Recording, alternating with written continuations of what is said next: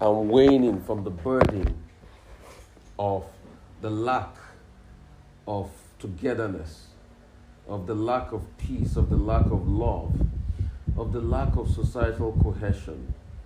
And when all of this happens, society starts to break apart. And when society starts to break apart, we start to see it in what is happening in our national life.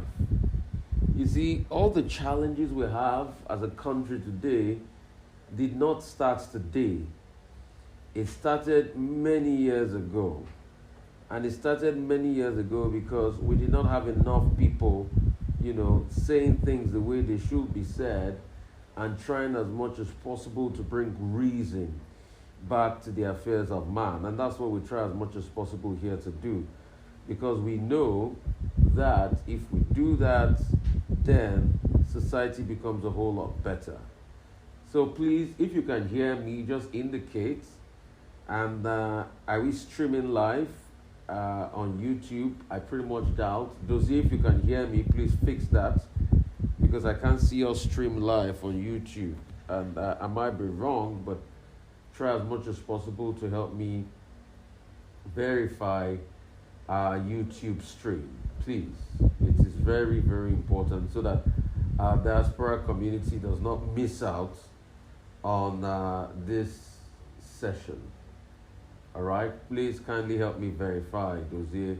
If you can do that, verify if we're streaming live on YouTube, because I don't think we're streaming live already. Couple of things I need to set as we start the show today is the fact that we've been talking about mentality and mindset. But now, we've also been talking about mentalities that destroy our country. But now we want to segue into things that dominate the mindset of every society. And this is a very, very important segment. So please stay close with us. Things that dominate the mindset of every society. And you need to understand these things, because these are things people use to divide any society. These are some of the things that everybody in the political class try as much as possible to use to divide any society. I do not think we're streaming live. Maybe I'll have to get across to Dozie first to ensure we start to stream live before we continue. And I do not think we're streaming live. So I'll have to probably stop this recording until we start to stream live, so that everybody too in the diaspora can get from your ethnic group. But it does not mean you should hate them, or because of that, you try as much as possible to denigrate them. The reason why we're different is because God wanted us to be different. And He wanted us to have all sorts of varieties to our lives. He created some people black, He created some people white, He created some people brown. And our all-knowing God did this for a reason. If He were to make the world uniform, life would be boring, because you will not be able to experience the cultures of other people. You will not be able to appreciate people for the differences they have. You will not be able to appreciate them for the experiences they have. You will not be able to appreciate them for what makes up their belief. So God deliberately wanted us to be different. And that's why He did not just create one sex in the world. He created male and female. So our differences is supposed to be our strength. For the fact that you have diversity, it is supposed to be the strength of every community. In fact, communities that are diverse are said to be able to do well because they have diverse experiences. And no one person knows it all in life. it is incumbent on us to be able to embrace our differences. So differences are supposed to be, our differences are supposed to be a good thing. But you know what? Some people over the years, especially our politicians, like to exploit our differences. You know why? Because for them, it is an easy tool to be able to win elections. It is an easy tool to be able to win elections, which is wrong. And it is politicians that have no substance that always exploit the differences. Because what they do is they use these differences as a springboard to cause division.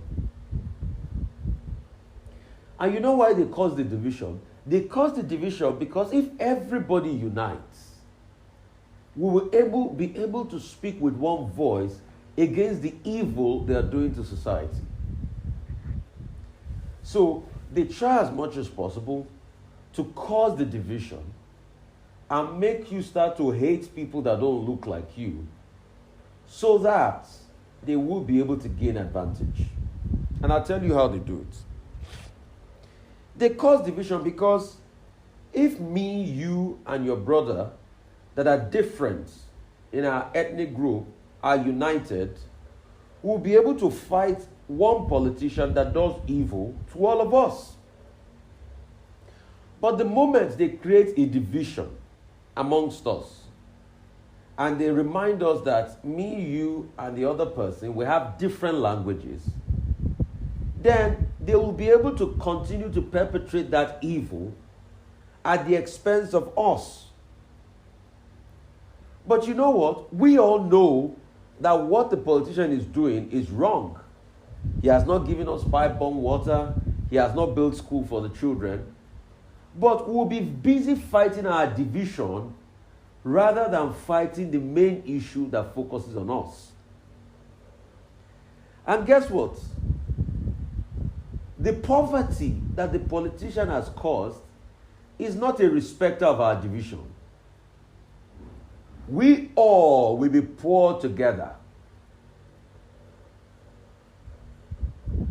But the politician reminds us of our division and makes us forget the poverty that he has caused.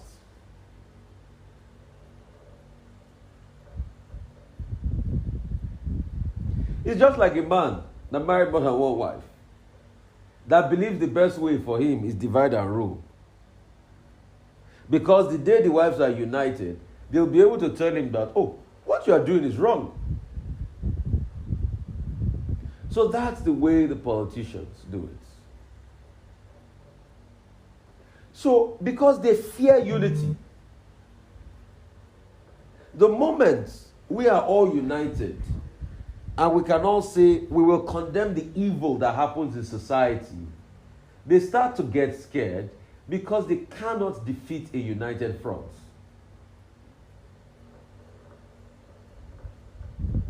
Have you ever tried breaking a tied bunch of broomsticks together? You can't. Even if you are the strongest man in the world, you cannot break tied bunch of broomsticks together. It's almost impossible for you. But have you tried breaking individual broomsticks? It's very easy. It's so easy for you to be able to break it. You know why? Because the moment the individuals have lost that level of unity, it is easy now to divide them further. And let me tell you something. God did not intend for us to be disunited. One of the major ways in the Garden of Eden the devil crept in was when he caused the disunity between Adam and Eve, and they disobeyed God. So, when people start the bandwagon of you are different and different, always remember that it never stops. Because when you start the division, it continues divisions. There's something called, in biology, mitotic division. So, when you start division like that, and the cell division starts to happen, then it continues without stopping.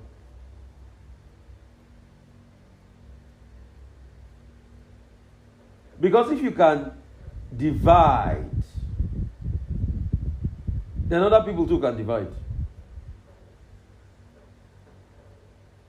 But what the political class normally do is that they start one division. And when they use the division for their advantage, they move on.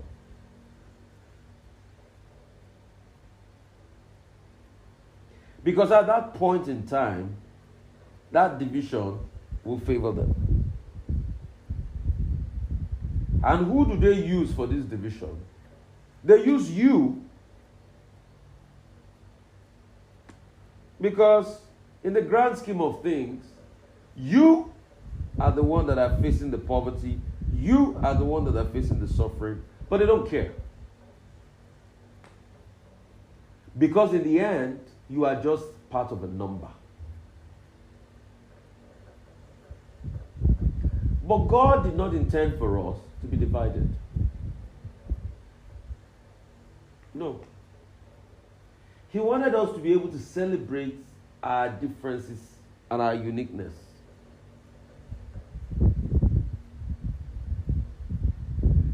But man have constantly looked for ways to divide their fellow man. Why? Because it is when they divide, they easily get their way. A true good man does not need to divide to get his way. In fact, a true good man seeks ways of unity.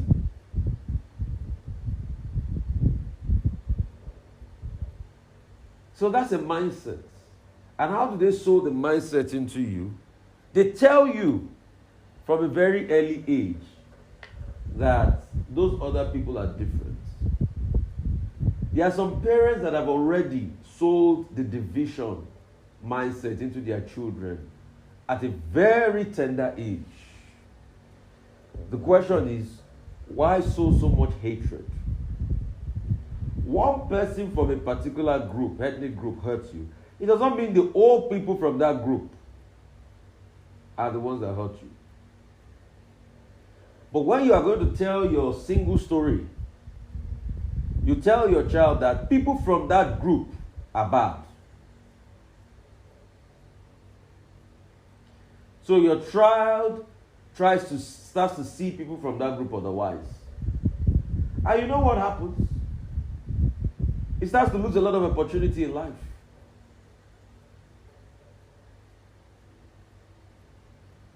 In fact, it has been proven. I don't want to say scientific because I've not had data on that research. But it's been proven anecdotally, that Africans that live in the diaspora that mix up with white people tend to get better opportunities and do better than those that only mix up with their fellow Africans. We have a lot of people in the diaspora community listening to us here. You can verify that lie. I told it anecdotally anyway. But I know it's not a lie. It's the truth. It's the truth. So there's so much you gain in embracing diversity, making friends across board, opening possibilities where they never existed. But the first thing our political class always tries to do is how they can look for dividing lines to divide us. And it's every time that it concerns something that they want. Because really, to the challenges that face you and me, most of them, their solutions are pretty much skewed to their own personal interests. So they look and say, how can I look for people to use? They use you. Secondly, they use media instruments. And it's not today. Media has always opened the world to new vista. I'll take you back to the 1500s. The world grew more rapidly after Johannes Gutenberg started the Gutenberg press, where he could replicate books quicker. And because of that and his invention, books could go around the world quickly. That, as a form of media, single-handedly changed the face of the world. The world also accelerated when Guglielmo Marconi first transmitted the waves across Newfoundland. And because of that, the radio industry started. So media accelerated the development of the world. Also, media have been used as a tool of the divisions of the world. So be careful of divisive narrative when people say them on media. Don't believe them. When people want to divide other people, it is the media they come to. Have you ever wondered why most top politicians in Nigeria own at least one radio station in their states? Because they want to control the audience and the listenership of the people. So be careful what you listen to. And that's why I say it's only on VOP I'll tell you the truth every morning. You can see we're preaching togetherness, not division. We are opening your eyes to understand how they try to look for things to divide people. Because even before political season starts, you start seeing the messages of division put across. They would also use platforms like social media. So be very careful what you read and you believe on social media. Over 90% of the things you will ever read on social media might not be true. But the true test of whatever you read on those media platforms is, number one, does it unite people? Secondly, does the message make you hate people more? Thirdly, does it develop our country? Fourthly, does it make us better human beings? Does it make us happier people? If it doesn't pass this test, then be careful what you consume. Because they also use sensation to be able to shock you and rein you in so that they can control your mindsets and ensure that you fight with your neighbor. Your neighbor is not your problem. Your Hausa neighbor is not your problem. Your Igbo neighbor is not your problem. Your Yoruba neighbor is not your problem. Your Efik neighbor is not your problem. Your Bibio neighbor is not your problem. Poverty and high cost of living is your problem. Because no matter what ethnic group you come from, we all face poverty and high cost of living, which the leadership should fix. And if they don't fix it, causes a problem for all of us.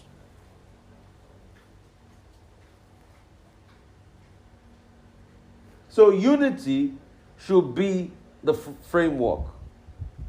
And what we should agree upon is how to solve the problem of poverty, high cost of living, and other challenges and corruption that breeds poverty. Your problem is not with your Igbo brother. Your problem is not with your Yoruba brother. Your problem is not with your Efik, Ibibio, Ijo, Ishekiri brother. Your problem is with poverty. Your problem is with bad roads. Your problem is with no water. Your problem is with bad leadership. Your problem is with insecurity.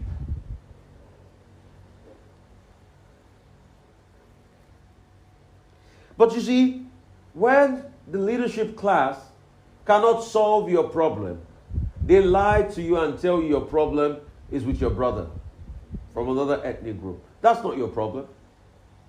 Your problem is with bad roads, bad water supply, bad healthcare, bad leadership, which if we're united and we speak together as one, we can collectively solve. But go and look at it. In their messaging, they'll never tell you that your problem is with bad water, bad sanitary condition, the fact that children can't go to school. They will tell you that your problem is with your brother because they believe in distracting and dividing you. It's a series of mindsets that will help the nation.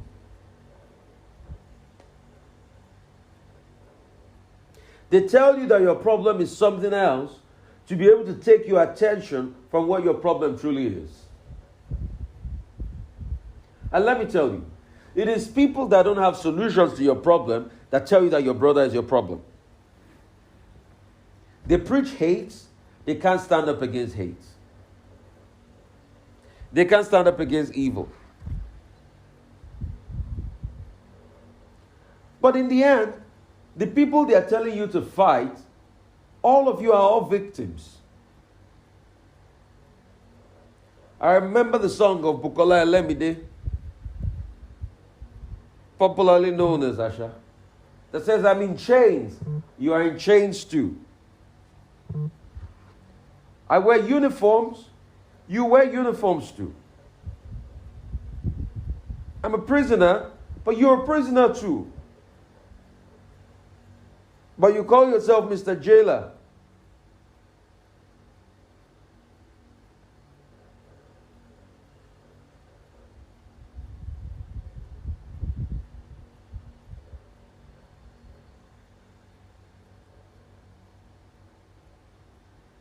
So, the truth is, your fellow brother that is suffering poverty and high cost of living is not your problem. Your problem is finding solutions to the high cost of living.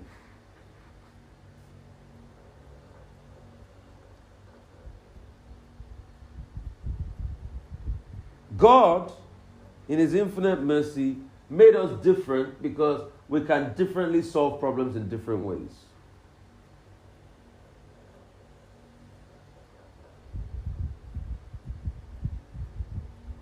I'd like to hear from you this morning. 0818 099 1991. And you can also do well to call me live from any part of the world on WhatsApp. All my great people, I see you joining us live on the feed. Alayinka Van Hoot, you're saying good morning. Bless you so much, my sister. Adeboye Adekunle, Cas King, Eze Emmanuel, Shegun Warner, bless you. Maduroke Uche, Jonathan Olatunde, Olubumi Daniel, Alayinka Van Hoot, bless you all so much for joining us. 0818-099-1991.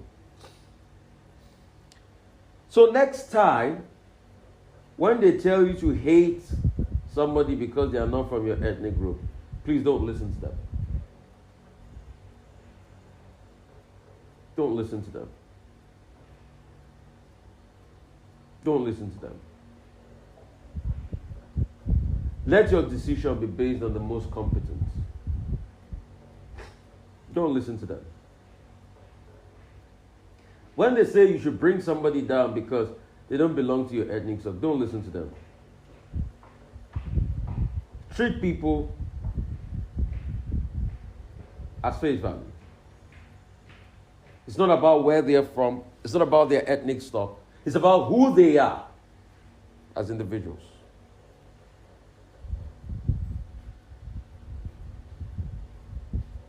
When they say destroy people, do not listen to them. Don't destroy anybody. God hasn't given you the capacity to destroy. He's given you the capacity to uplift